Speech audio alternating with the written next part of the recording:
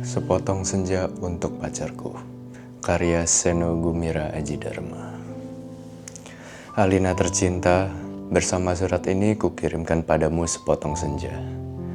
Dengan angin debur ombak, matahari terbenam, dan cahaya keemasan. Apakah kamu menerimanya dalam keadaan lengkap?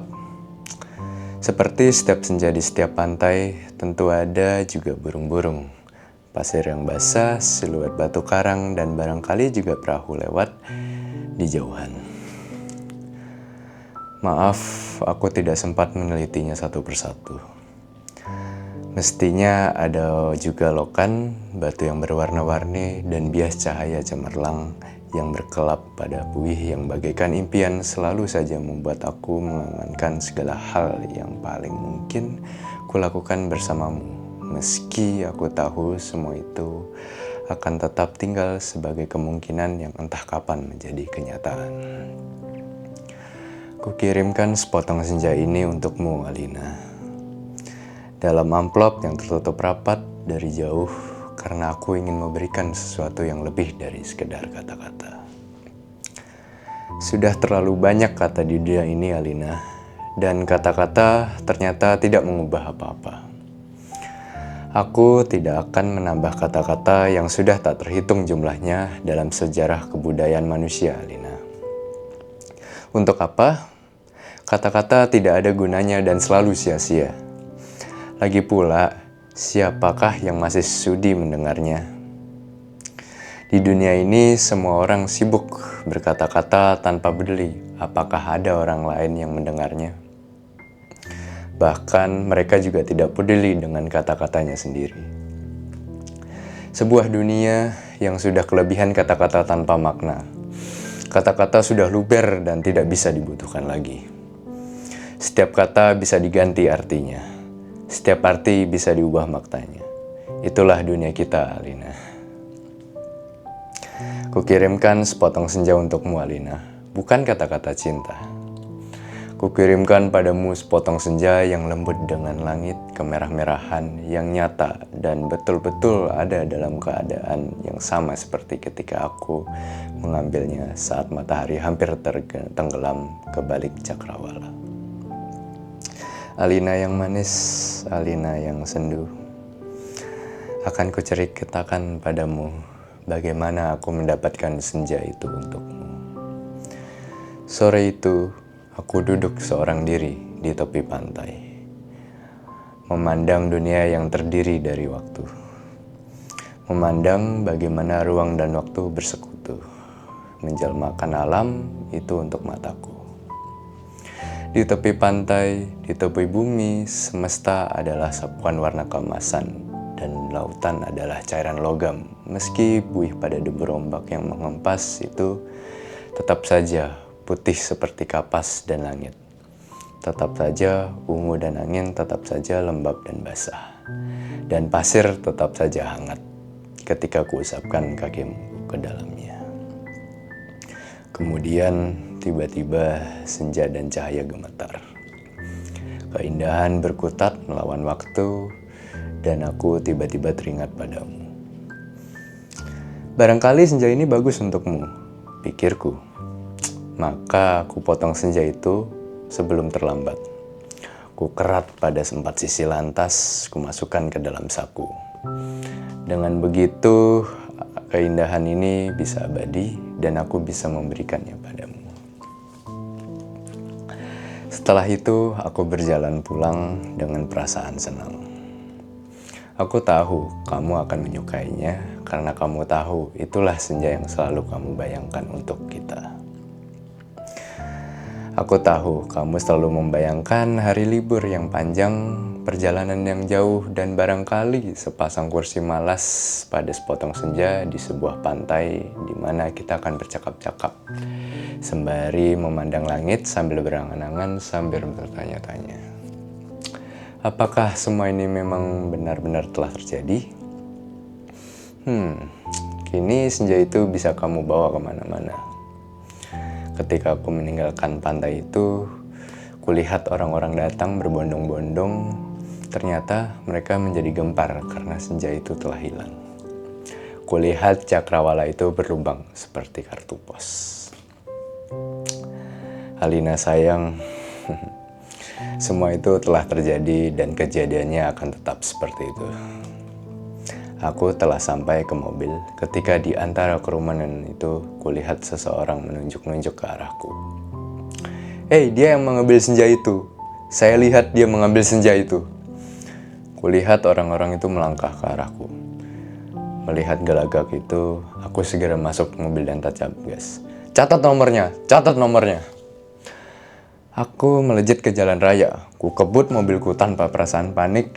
Aku sudah berniat memberikan senja itu untukmu dan hanya untukmu saja, Alina. Tak seorang pun boleh mengambilnya dariku. Cahaya senja yang keemasan itu berbinar-binar di dalam saku. Aku merasa cemas karena meskipun kaca mobilku gelap, tetapi cahaya senja tentu cukup terang dilihat dari luar. Dan ternyata cahaya senja itu memang menembus segenap cahaya dari mobilku. Sehingga mobilku itu meluncur dengan nyala semerlang ke aspal maupun ke angkasa. Dari radio yang kusetel aku tahu, berita tentang hilangnya senja telah tersebar kemana-mana. Dari televisi, dalam mobil, bahkan kulihat potretku sudah terpampang. Aduh, baru hilang satu senja saja sudah paniknya seperti itu. Apakah tidak bisa menunggu sampai besok? Bagaimana kalau setiap orang mengambil senja untuk pacarnya masing-masing? Barangkali memang sudah waktunya dibuat senja tiruan yang bisa dijual di toko-toko, dikemas dalam kantong plastik dan dijual di kaki lima. Sudah waktunya senja sudah diproduksi besar-besaran supaya bisa dijual anak-anak pedagang asongan di perempatan jalan. Senja cuma 1.003. Di jalan tol, mobilku melaju karena masuk kota. Aku harus hati-hati karena semua orang mencariku. Sirene mobil polisi meraung-raung di mana-mana. Cahaya kota yang tetap gemilang tanpa senja membuat cahaya kemasan dari dalam membuat mobilku tidak terlalu kentara. Lagi pula, di kota, tidak semua orang peduli apakah senja hilang atau tidak. Di kota kehidupanku berjalan tanpa waktu. Tidak peduli pagi, siang, sore, atau malam. Jadi tidak pernah penting senja itu ada atau hilang. Senja cuma penting untuk turis yang suka memotret matahari terbenam. Boleh jadi senja hanya demi alasan itulah senja yang kubawa ini dicari-cari oleh polisi. Sirene polisi mendekat dari belakang.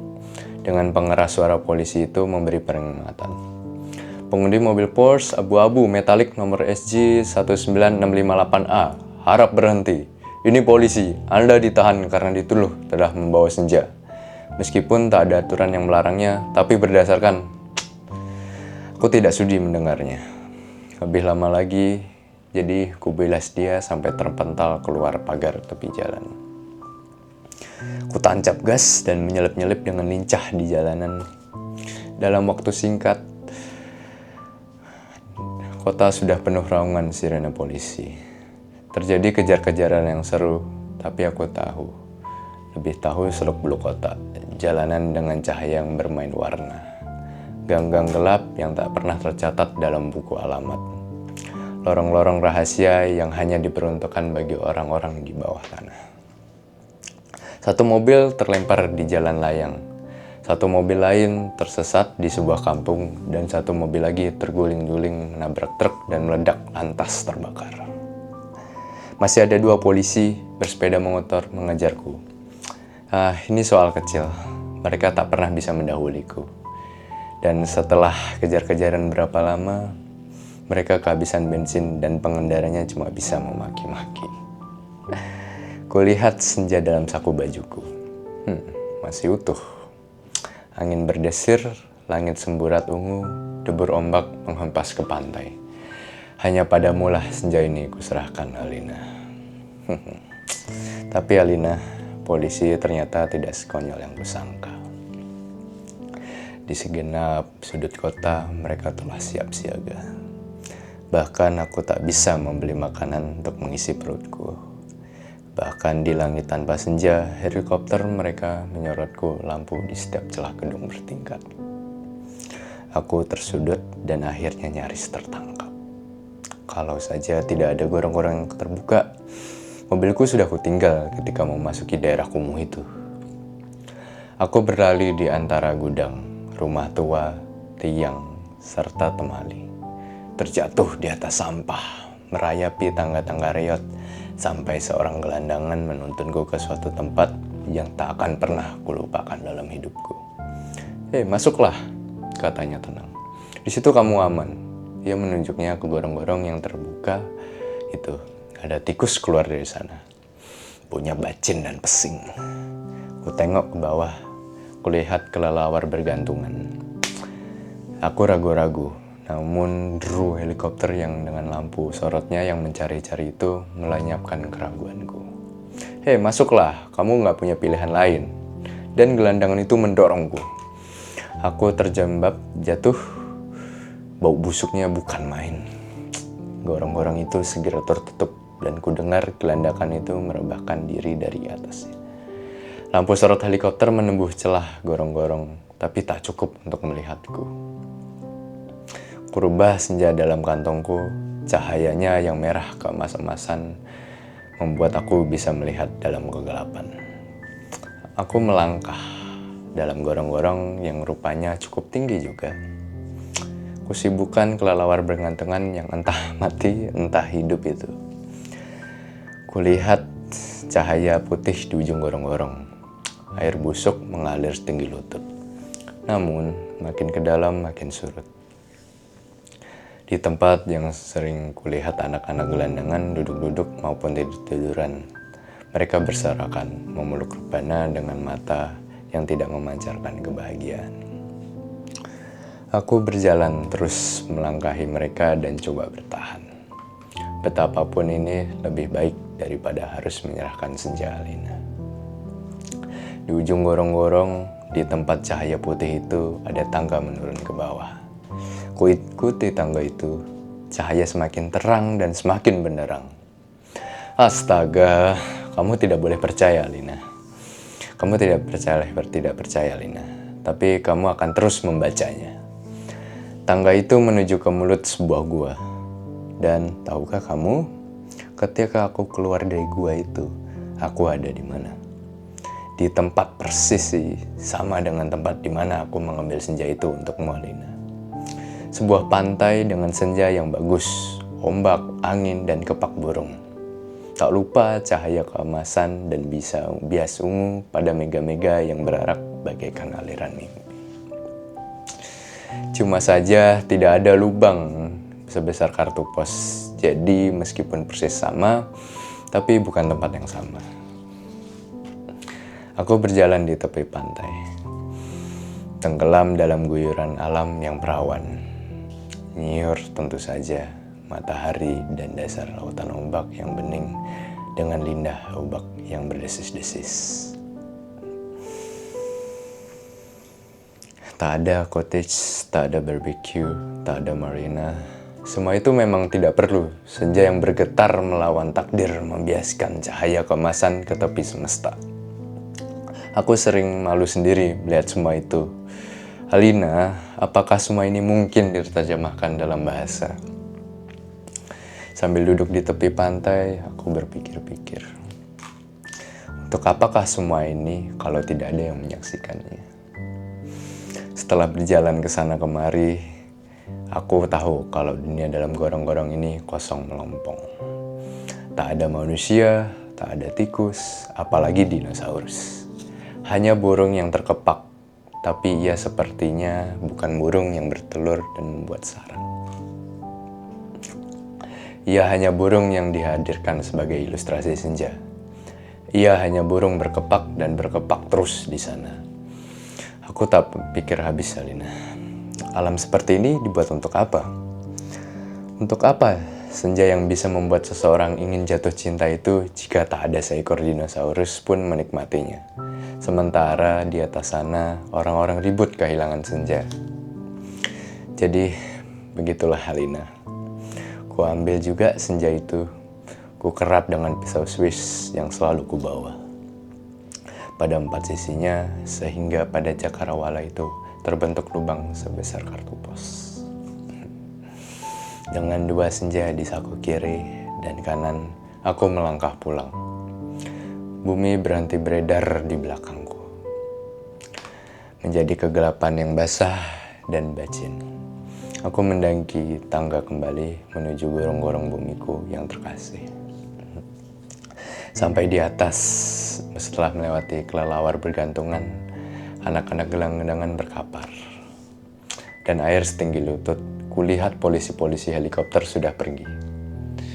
Gelandangan yang menolongku sedang tiduran di bawah tiang listrik sambil meniup saksofon.